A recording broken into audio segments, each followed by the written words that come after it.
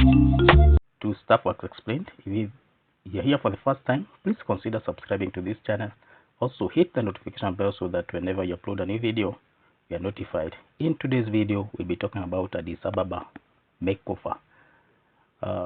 This is an urban renewal program where we have high-rise homes and also look at the human cost of this project. Addis Ababa is changing at a pace few African capitals have matched in the recent years, where tightly packed, low-rise neighborhoods and corrugated iron compounds once threaded the inner city. New apartment blocks, modern office buildings, and wide green streets are taking shape across the city.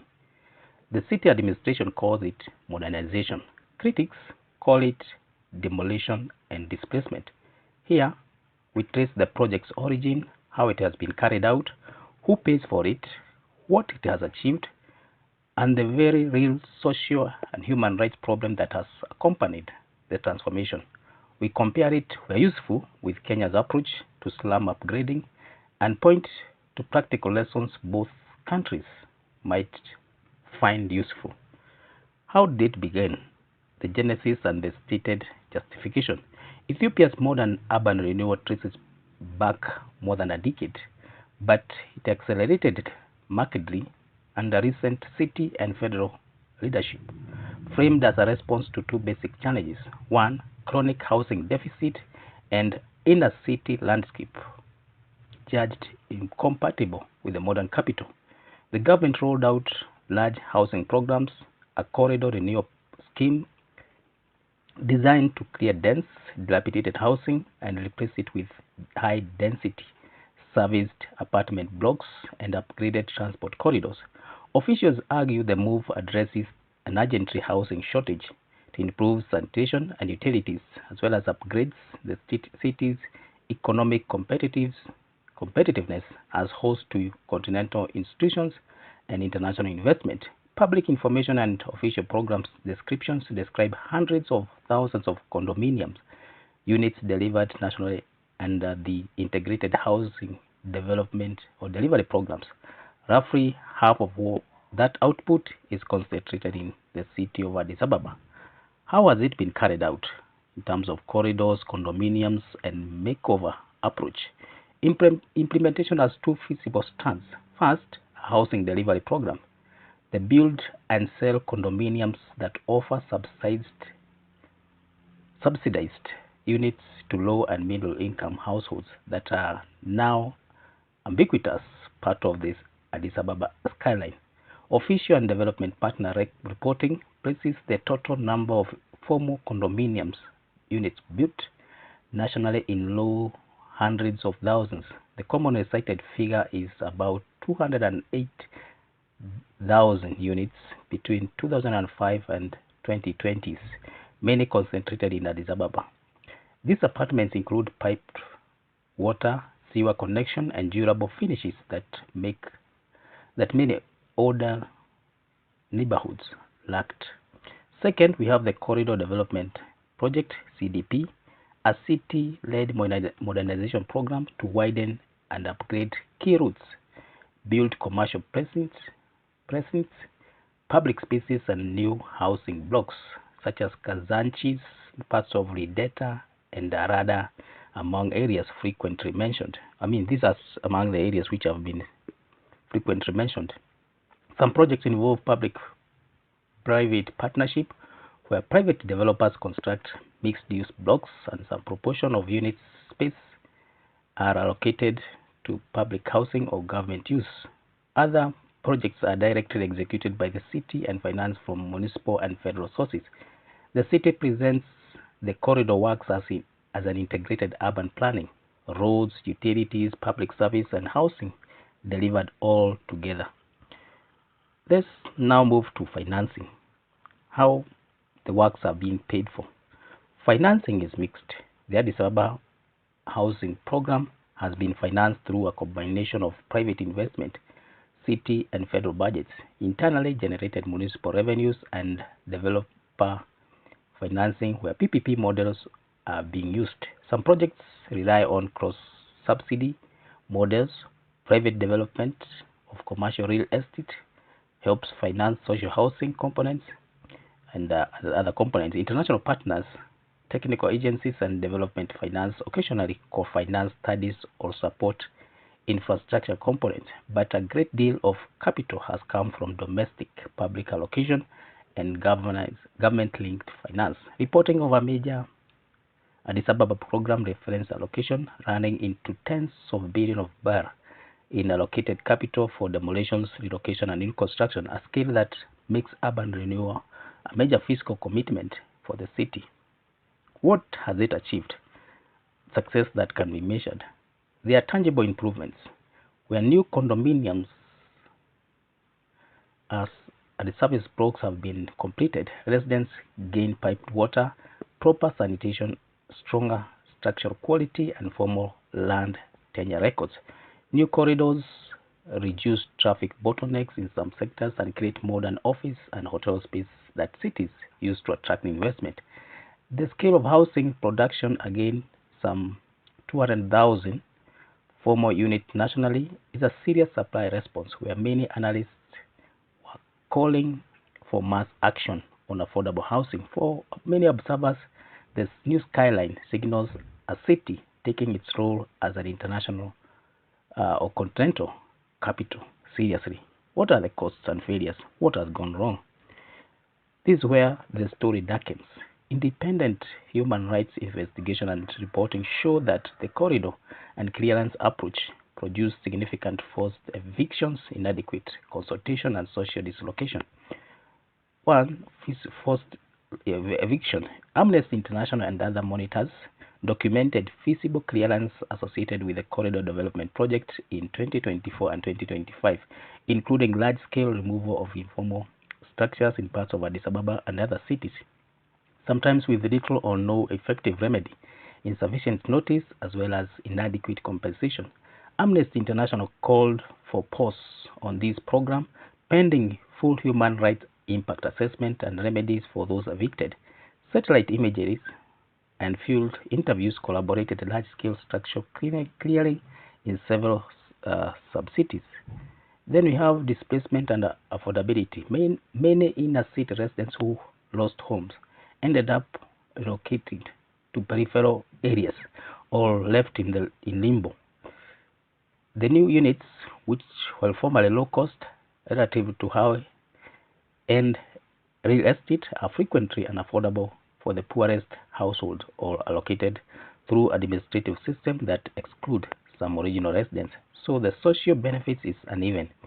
Academic and civil society analysis have reportedly warned that demolitions without inclusive rehousing plans risk creating peripheral poverty and breaking social networks essential to livelihoods. Then there is cultural and heritage loss, where critics note that the bulldozing of older inner city quarters erodes intangible cultural landscapes and small-scale businesses that give the city character. Opinion pieces and reporting called for some participatory planning to protect heritage and local living patterns.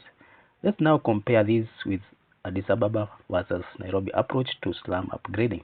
Kenya and Ethiopia share the problem of large informal settlement, but their approach differ in emphasis as well as execution. Addis Ababa has often pursued a sweep and replace model, clearance of the dense inner city settlement combined with apartment construction and corridor upgrading. This approach can produce rapid, visible changes, new buildings, boulevards, and serviced apartments, but has raised acute concern about eviction, participation, and affordability. Nairobi has, that is Kenya, has historically emphasized incremental slum upgrading alongside targeted public housing pilots. The Kenya Slum Upgrading Program, KENSAP, and more recent affordable housing or Boma Yangu programs combined planned upgrading, resettlement sites, and staged rehousing with mixed success. Recent Kenya schemes such as Boma Yangu, Kibera projects are attempting to deliver blocks of units or close to slums areas. These projects emphasize participatory decanting sites and at least publicly seek to avoid mass forced eviction. This program is older and more incremental, UN Habitat supported, and also designed to upgrade services and tenure in situ where possible. Although there has been cases where Kenya feel that they have been forced to contribute to this program through being charged a levy that has taken a toll in people's income. Now, noting the key differences, Addis Ababa favors wholesale development at scale. Kenya has leaned more on phased upgrading, community participation, at least in record, and donor-supported pilots. Each approach has trade-off. Addis Ababa achieves a scale but risks social exclusion. Nairobi's slower model limits displacement in some cases, but it's often criticized for being too slow to meet massive demand, and also has been criticized for being opaque. Financing comparison and financial risk.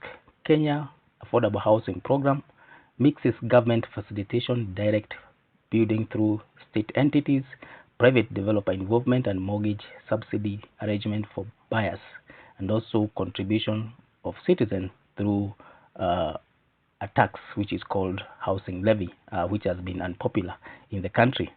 This model also uses public funding and private partnership, but Ethiopian approach has relied heavily on municipal and federal budgetary allocation, as well as administrative land reallocation, putting physical and political risk on the state. In both countries, large-scale development is expensive. If tolls, user payment, and sales underperform, the government faces contingent liabilities. Transparency, conservative financial modeling, and safeguards are therefore important, and both cities have room to improve in public transparency on long-term physical commitments. What are lessons for Kenya and as well as other cities in Africa? 1. Scales need safeguards. If you want rapid housing output, combine it with robust safeguards, clear documented compensation, independent grievance mechanism, legal aid, and time-bound the housing commitment. Addis Ababa experience shows the cost of moving too fast without this protection. Number 2, there is prioritize in situ upgrading where possible. Preserving residents' proximity to jobs and service matters. Kenya incremental urban upgrading program pilots show how staged upgrading can protect livelihoods, though they need scale to be transformative. Third, we have transparency and participation. Meaningful community consultation reduces resistance, improves allocation fairness, and preserves local economies. Civil society and press warnings about Addis Ababa approach underline the political and social value for participation. And then fourth, we have financial realism and disclosure. Large housing outputs must be backed by transparent financing plans and contingency measures so that state budgets are not left with hidden liabilities. Both Addis Ababa and Nairobi need stronger public disclosures of long-term physical impact. What are the known problems and what has not been resolved? We have quantifying displacement. Amnesty and other reports document evictions in a number of localities, and note underreporting is likely. Exact total of displaced persons and the long-term outcome for relocated households remain contested and incompletely recorded in public documents. The gap is significant when judging social success. Then we have affordability versus availability. Building units is not the same as delivering genuinely affordable housing. Evidence suggests some original residents cannot afford new units or are excluded by allocation rules. This weakens claims that programs reduces vulnerability at scale. Then we have heritage and local livelihoods, where the loss of informal markets and small-scale businesses in cleared inner city areas creates economic dislocation that is difficult to quantify, but real in human impact. In conclusion, we can say that Addis Ababa urban renewal is neither mere vanity nor unalloyed success. It is an ambitious, and partly successful attempt to remedy decades of inadequate housing and aging infrastructure, one that delivered hundreds of thousands of former units, modern utilities, and urban corridors.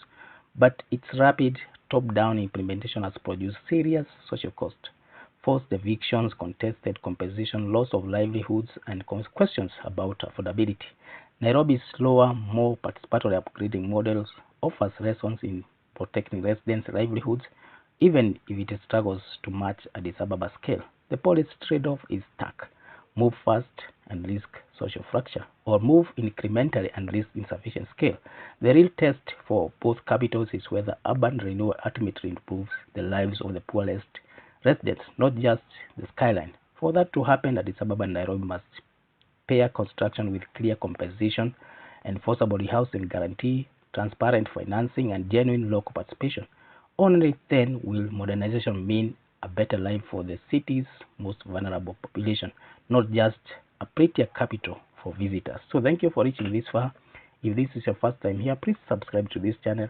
Also hit the notification bell so that whenever you upload a new video, you'll be notified. You can also leave your comment and your thoughts about this urban renewable project and the comparison that we have made between Addis Ababa and Nairobi. Thank you.